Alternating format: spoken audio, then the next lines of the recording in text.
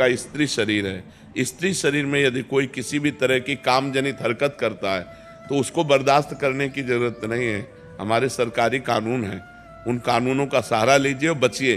पहली हरकत में ही उसको दंड देने का विधान कीजिए, दूसरा कदम बढ़ाने की कोशिश ना होने पावे। ये अध्यात्म को समझिए। अध्यात्म का आंतरिक विषय अलग है और बाह्य विषय अलग है। व्यवहार का विषय, जैसे आपका स्त्री शरीर है और आपको कोई छेड़ रहा है, आप कह दो क्षमा, तो दूसरी बार पकड़ लेगा वो आपको।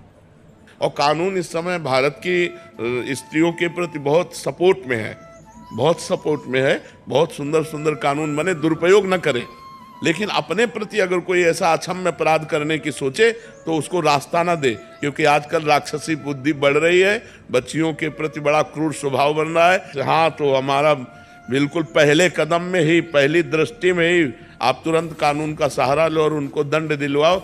ये ऐसे लोग क्षमा के पात्र नहीं होते। एक डर सा बन जाता है महाराज जी कि हमारे परिवार को कोई विक्षेप ना कर दे या ऐसा। जो होगा देखा जाएगा। भगवान है, सबके सोचने मात्र से थोड़ी हो जाता है। अगर नाश लिखा होगा तो नाश हो जाएगा। ऐसे कैसे तुम नाश करोगे? तुम ब्रह्मा हो क्या? तुम भगवान हो क्या? देखेंगे हम। बिल्कुल डरपोक नहीं बनना चाहिए, बिल्कुल हिम्मत रखना चाहिए। देखेंगे अगर हम ऐसे हो, देखो बिल्कुल फिट तैयार रहना चाहिए। मरना जिस दिन है उसी दिन मरेंगे, लेकिन इसके बीच में तुम हमको हस्तक्षेप करोगे, बिल्कुल कड़क रहना चाहिए। और अगर ये जरा भी इस तरह का कि एक दो लोग है हस्तक्षेप कर रहे हैं तो किसी तरह बचकर निकलना चाहिए और इसके बाद फिर सरकारी सहयोग लेकर के अपने बचाव पक्ष को रखना चाहिए। ये समाज अब ऐसा नहीं क्षमा करने लायक। अब नए नए बच्चे बहुत उद्दंड होते चले जा रहे हैं, बहुत उद्दंड। नशा करने लगे हैं, गंदी बातें देखते हैं मोबाइल में और उसी का प्रयोग प्रैक्टिकल करना चाहते हैं।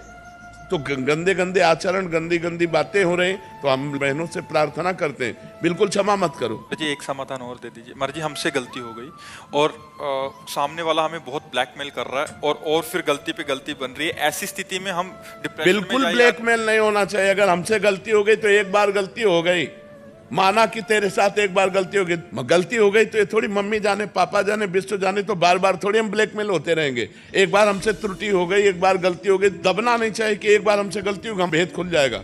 महाराज जी, मेरी 17 साल की बेटी है जी। वो जैसे एक्टिवा पे जाती है, वो मुझे घर आके बोलती है मम्मा पापा की उम्र के ऐसे गलत बिल्कुल नहीं।